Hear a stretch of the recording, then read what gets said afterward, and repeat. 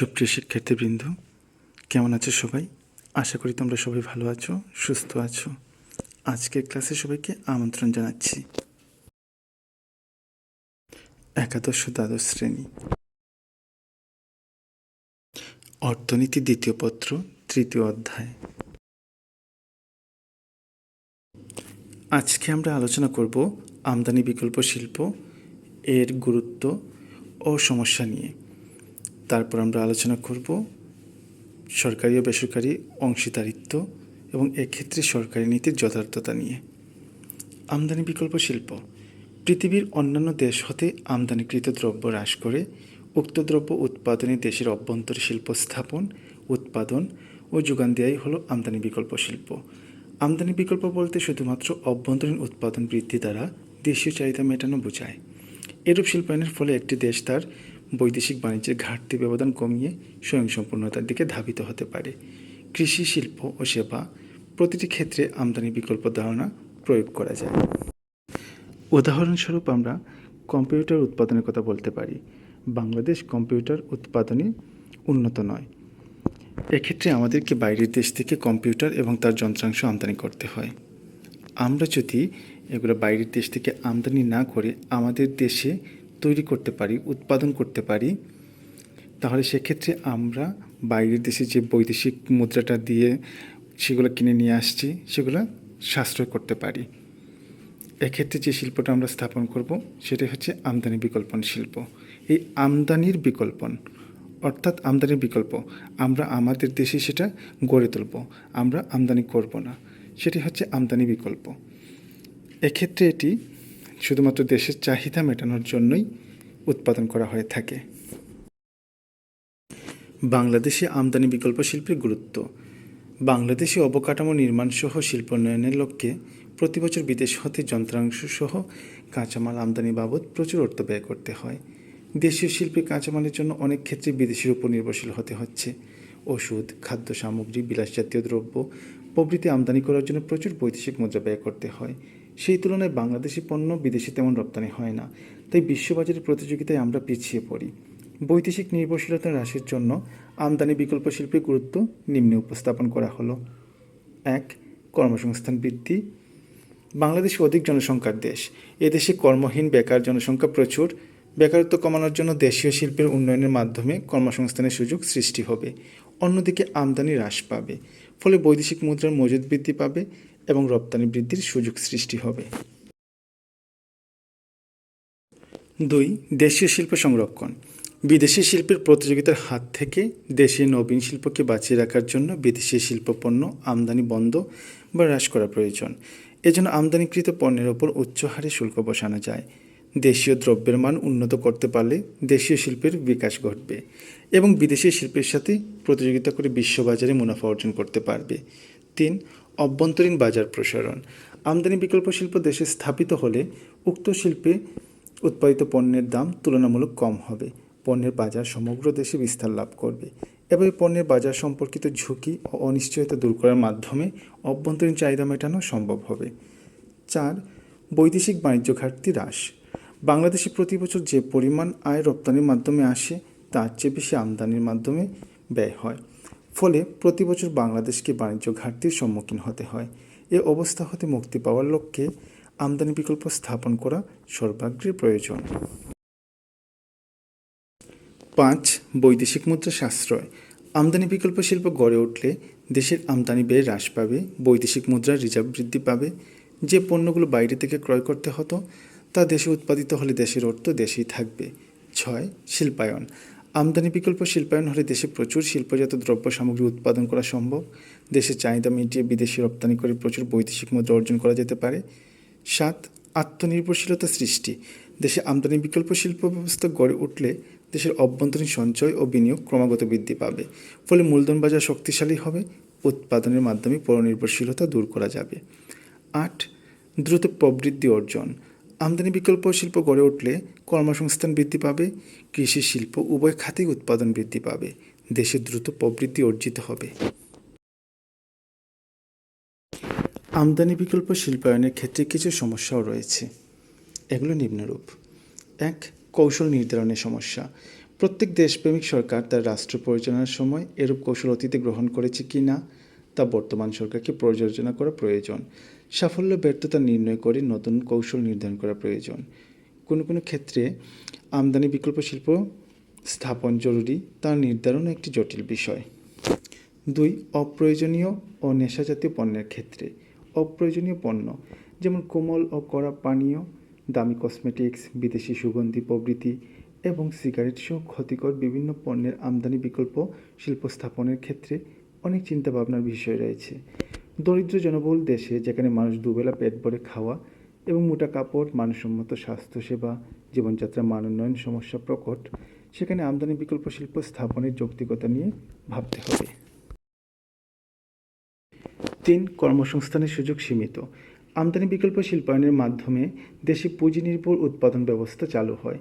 এর ফলে কখনো কখনো শ্রমবহুল দেশে কর্মসংস্থানের সুযোগ হ্রাস পেতে পারে, বেকারত্ব বৃদ্ধি পেতে পারে, অর্থাৎ পুঁজি নির্ভর ব্যবস্থাটা সেখানে প্রাধান্য পায়। 4. ভোক্তা ক্ষতিগ্রস্ত।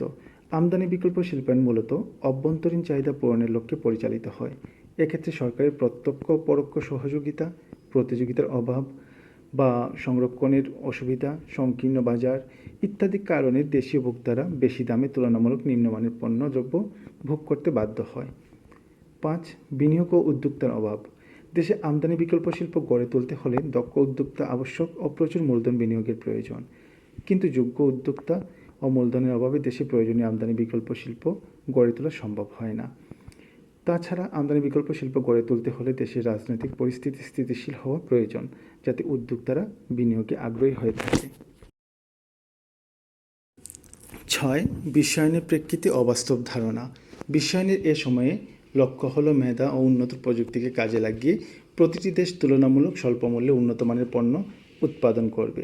এক্ষেত্রে অভ্যন্তরীণ চাহিদা মেটানোর পাশাপাশি বিশ্ববাজারে প্রবেশের মাধ্যমে প্রচুর বৈদেশিক মুদ্রা অর্জন করা প্রয়োজন। কিন্তু এরূপ অবস্থায় আমদানি বিকল্প শিল্প একটি অবাস্তব ধারণা। আমদানি বিকল্প শিল্পায়নের মাধ্যমে আন্তর্জাতিক বাণিজ্যের তুলনামূলক সুবিধা নীতি অনুসরণ করা যায় না। এরূপ ক্ষেত্রে বৈদেশিক প্রত্যক্ষ বিনিয়োগ হ্রাস পায়, কিন্তু দ্রুত অর্থনৈতিক উন্নয়নের জন্য উন্নয়নশীল দেশগুলোতে বৈদেশিক বিনিয়োগের অধিক প্রবাহ প্রয়োজন। উপরিউক্ত সমস্যা থাকা সত্ত্বেও অনেক দেশ আমদানি বিকল্প শিল্পায়ন কৌশল গ্রহণ করে উন্নয়নের প্রচেষ্টা গ্রহণ করেছে। বিশেষ করে উন্নয়নশীল দেশসমূহ আমদানি বিকল্প শিল্প গ্রহণ করে বৈদেশিক মুদ্রা সাশ্রয় করে উন্নয়নের পথে এগিয়ে যাচ্ছে। তাহলে আমরা এতক্ষণ আলোচনা থেকে জানতে পারলাম আমদানি বিকল্প শিল্প কী, আমদানি বিকল্প শিল্পের গুরুত্ব কী এবং এক্ষেত্রে কী কী সমস্যার সৃষ্টি হতে পারে। উন্নয়নশীল দেশগুলোতে বাইরের দেশ থেকে প্রচুর পরিমাণে আমদানি করতে হয়। এক্ষেত্রে আমদানি বিকল্প শিল্প গড়ে তোলাটা অতীব জরুরি। তাই উন্নয়নশীল দেশ হিসেবে বাংলাদেশের উচিত আমদানি বিকল্প শিল্পগুলো গড়ে তোলা, যাতে করে বাইরের দেশ থেকে আমাদের আমদানির পরিমাণটা কমে আসে এবং আমাদের বাণিজ্য ঘাটতি অনেকটা হ্রাস পায়। শিল্পায়নে সরকারি নীতি, সরকারি ও বেসরকারি অংশীদারিত্ব। আমরা বর্তমানে বাংলাদেশের দিকে তাকালে দেখতে পাই বেশ কিছু প্রকল্প রয়েছে যেখানে সরকারের সাথে সাথে বেসরকারি উদ্যোগও বিদ্যমান। কারণ সরকারের একার পক্ষে দেশের সামগ্রিক উন্নয়নের জন্য কাজ করাটা সম্ভব নয়। আমাদের সে পরিমাণ মূলধন বা প্রাকৃতিক সম্পদ নেই। এক্ষেত্রে ব্যক্তিগত দক্ষতা বা ব্যক্তিগত উদ্যোগ সরকারের সাথে সংমিশ্রিত হলে সেক্ষেত্রে অর্থনৈতিক উন্নয়নটা ত্বরান্বিত হতে পারে। শিল্প খাত ও শিল্পোন্নয়নের সাথে রাষ্ট্র ও ব্যক্তির সম্পর্ক কীরূপ, দেশের আর্থসামাজিক উন্নয়নের সাথে শিল্প কীভাবে সম্পর্কিত, এ সংক্রান্ত সরকারি নীতিমালাকে বলা হয় শিল্পনীতি। সরকারি বেসরকারি অংশীদারিত্ব বা পাবলিক প্রাইভেট পার্টনারশিপ। সরকারি ও বেসরকারি যৌথ উদ্যোগে বা মালিকানায় কোনো অর্থনৈতিক কর্মকাণ্ড, উৎপাদন প্রতিষ্ঠান স্থাপিত, পরিচালিত, সম্প্রসারণ, রক্ষণাবেক্ষণ এবং উক্ত প্রতিষ্ঠান হতে আয় প্রবাহ নিশ্চিতকরণের কার্যক্রমকে সরকারি বেসরকারি অংশীদারিত্ব বা পাবলিক প্রাইভেট পার্টনারশিপ বলা হয়। এক্ষেত্রে সরকার এবং ব্যক্তিগত উদ্যোগ উভয়ে একই সাথে কাজ করে। সরকারি বেসরকারি অংশীদারিত্বের কতগুলো স্বতন্ত্র বৈশিষ্ট্য রয়েছে, যেমন ক পিপিপি এর মাধ্যমে বৃহৎ টেকসই অবকাঠামো নির্মাণ। খ যৌথভাবে বিনিয়োগ ঝুঁকি বহন। গ দীর্ঘমেয়াদী, সাধারণত 15 থেকে 30 বছর প্রকল্প বাস্তবায়ন। ঘ সরকারি বেসরকারি যৌথ প্রক্রিয়ায় পণ্য সেবার দাম নির্ধারণ। ম নির্ধারিত ফি চার্জ প্রদানের মাধ্যমে সেবা গ্রহণ। চ ফি চার্জ বৃদ্ধির জন্য অংশীদারদের যৌথ সিদ্ধান্ত প্রয়োজন। ছ অর্থনৈতিক প্রবৃদ্ধির হার বৃদ্ধি করা, জিডিপি প্রবৃদ্ধির হার 10% পৌঁছানোই মূল উদ্দেশ্য। অনেক সময় সৃজনশীল প্রশ্ন করার সময় এখানকার যে বৈশিষ্ট্যগুলো রয়েছে কয়েকটি বৈশিষ্ট্য দিয়ে দিতে পারে এবং সেখান থেকে বলতে পারে যে এটি কিসের বৈশিষ্ট্য বা কী ধরনের প্রকল্পের বৈশিষ্ট্য। তখন আমাদের এর যে কোনো একটি বৈশিষ্ট্য দেখলেও বুঝতে হবে যে সেটি হচ্ছে সরকারি বেসরকারি অংশীদারিত্ব।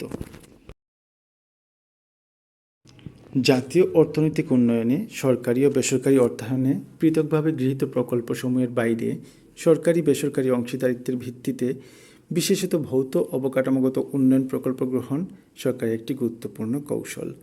দেশের বর্তমান অর্থনৈতিক অবস্থা থেকে উন্নয়ন ধারাকে পরবর্তী উচ্চস্তরে উন্নীত করার প্রধান উপাদান হচ্ছে আধুনিক, গতিশীল এবং নিরন্তর সেবা প্রদানে সক্ষম ভৌত অবকাঠামোগত উন্নয়ন প্রকল্প বাস্তবায়ন। বিশেষত বিদ্যুৎ ও জ্বালানি এবং সড়ক যোগাযোগ খাতে নির্ভরযোগ্য টেকসই অবকাঠামো দেশে বিনিয়োগের পরিবেশ সৃষ্টি করে নতুন ও বাড়তি উৎপাদনের সমাহার ঘটাতে পারে। ফলে ব্যাপক কর্মসংস্থানের সৃষ্টি হয়। এক্ষেত্রে পর্যাপ্ত বিনিয়োগের অভাব রয়েছে। তাই দেশের অর্থনৈতিক প্রবৃদ্ধির হার সমুন্নত রাখার লক্ষ্যে ব্যক্তি খাতের বিনিয়োগ কাজে লাগিয়ে সীমিত সম্পদের সর্বোত্তম ব্যবহার নিশ্চিতকরণ সরকারি বেসরকারি অংশীদারিত্বের মূল লক্ষ্য। পিপিপির মাধ্যমে বাস্তবায়নের জন্য 9টি খাতে বর্তমানে 47টি প্রকল্প নীতিগতভাবে অনুমোদন করা হয়েছে। এ সকল প্রকল্প বাস্তবায়ন হলে আনুমানিক 14 বিলিয়ন মার্কিন ডলার বিনিয়োগ হবে। সরকারি নীতির যথার্থতা। সরকারি বেসরকারি অংশীদারিত্বে শিল্পোন্নয়নে সরকারি নীতির যথার্থতাসমূহ হল: 1. ব্যাপক পুঁজির সরবরাহ।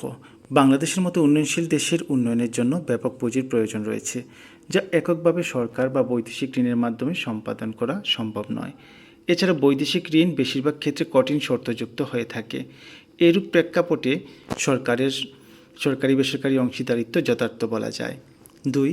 ভৌত অবকাঠামোর টেকসই উন্নয়ন।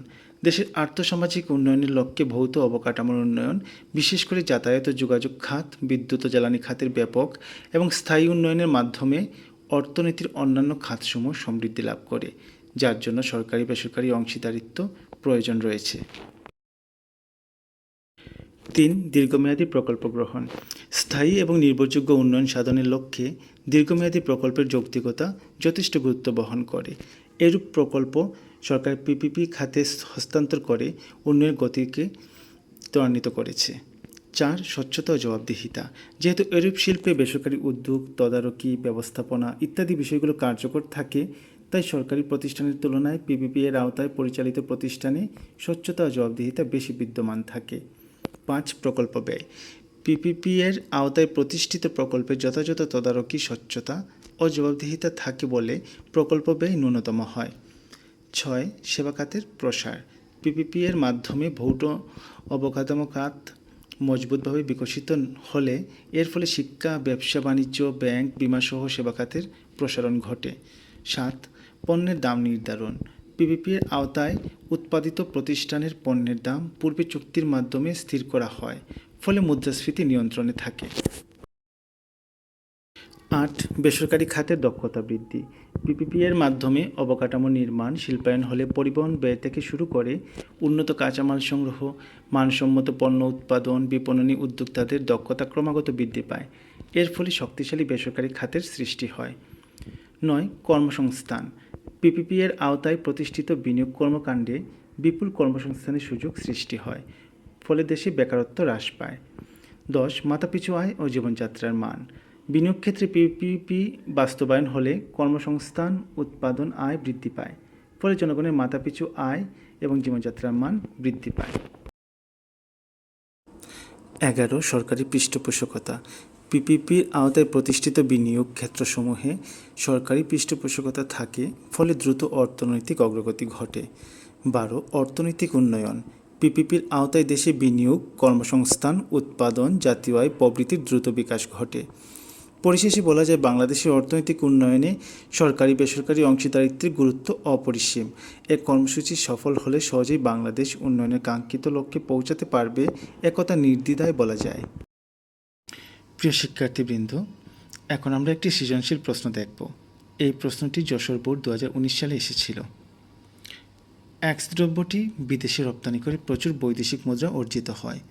অপরদিকে ওয়াই দ্রব্যটি বিদেশ থেকে আমদানি করা হতো, কিন্তু বর্তমানে দেশে অনেক উৎপাদনকারী প্রতিষ্ঠান ওয়াই দ্রব্যটি উৎপাদন করছে। ক, হাইটেক শিল্প কী? হাইটেক শিল্প বলতে জ্ঞান ও পুঁজি নির্ভর, উচ্চ প্রযুক্তিভিত্তিক, পরিবেশ বান্ধব এবং আইটি বা গবেষণা ও উন্নয়ন নির্ভর শিল্পকে বোঝাবে। খ, সংরক্ষিত ও নিয়ন্ত্রিত শিল্প কি একই? ব্যাখ্যা করো। না, সংরক্ষিত ও নিয়ন্ত্রিত শিল্প এক নয়। সরকারি নির্দেশের মাধ্যমে যে সকল শিল্প জাতীয় নিরাপত্তার স্বার্থে সংরক্ষিত রাখা প্রয়োজন এবং যেসব শিল্প স্পর্শকাতর ও সংবেদনশীল হিসাবে সরকারি বিনিয়োগের জন্য সংরক্ষিত, সেসব শিল্পকে সংরক্ষিত শিল্প হিসেবে চিহ্নিত করা হবে। বাংলাদেশে সংরক্ষিত শিল্পসমূহ হল সামরিক সরঞ্জাম, অস্ত্রশস্ত্র ও যন্ত্রপাতি, পারমাণবিক শক্তি, সিকিউরিটি প্রিন্টিং ও টাকশাল, বনায়ন ও সংরক্ষিত বনভূমির সীমানায় যান্ত্রিক আহরণ। অন্যদিকে নিয়ন্ত্রিত শিল্প প্রাকৃতিক ও খনিজ সম্পদের সর্বোচ্চ ব্যবহার নিশ্চিতকল্পে দেশের স্বার্থে সেবামূলক, বিনোদনমূলক কিছু শিল্প স্থাপনের বিষয়ে সরকার যথাযথ সিদ্ধান্ত ও ব্যবস্থা গ্রহণ করে থাকে। যদি মনে করে যে সেসব প্রতিষ্ঠানগুলো প্রকৃতির জন্য বা জনসাধারণের জন্য কোনো হুমকির কারণ হতে পারে বা ক্ষতির কোনো কারণ হতে পারে, তাহলে ক্ষেত্রবিশেষে সরকার সেগুলোর উপর নিয়ন্ত্রণ স্থাপন করতে পারে। গ, এক্স দ্রব্যটি যে ধরনের শিল্পের অন্তর্গত তার একটি তালিকা প্রস্তুত করো। আমরা উদ্দীপকের দিকে তাকালে দেখতে পাই এক্স দ্রব্যটি বিদেশি রপ্তানি করে প্রচুর বৈদেশিক মুদ্রা অর্জিত হয়, অর্থাৎ এটি রপ্তানিমুখী শিল্প নির্দেশ করছে। আমরা এটি নিয়ে এর আগে আলোচনা করেছিলাম। এক্ষেত্রে আমাদের রপ্তানিমুখী যে যে শিল্প রয়েছে সেই শিল্পগুলোর একটি তালিকা তৈরি করতে হবে। আমরা জানি রপ্তানিমুখী যে শিল্পগুলো রয়েছে তার মধ্যে অন্যতম হচ্ছে পাট, বস্ত্র, চা, চামড়া ও তৈরি পোশাক। এছাড়াও নিটওয়্যার, রাসায়নিক দ্রব্য, প্লাস্টিক সামগ্রী, হস্তশিল্প, হোমস টেক্সটাইল, পাদুকা, সিরামিক সামগ্রী ইত্যাদি বিভিন্ন রকমের দ্রব্য রয়েছে। এক্ষেত্রে আমাদেরকে একটি তালিকা তৈরি করে রপ্তানিমুখী যে যে শিল্প রয়েছে সেগুলোর বর্ণনা দিতে হবে। ঘ, ওয়াই দ্রব্যটি যে ধরনের শিল্পের অন্তর্গত দেশীয় শিল্পের সংরক্ষণ, বাণিজ্য ঘাটতি হ্রাস, শিল্পায়ন ও দ্রুত প্রবৃদ্ধি অর্জনে সে শিল্পের গুরুত্ব ব্যাখ্যা করো। এক্ষেত্রে আমরা দেখতে পাচ্ছি ওয়াই দ্রব্যটি বিদেশ থেকে আগে আমদানি করা হতো, কিন্তু বর্তমানে দেশে অনেক উৎপাদনকারী প্রতিষ্ঠান ওয়াই দ্রব্যটি উৎপাদন করছে, অর্থাৎ এটি আমদানি বিকল্প শিল্প নির্দেশ করছে।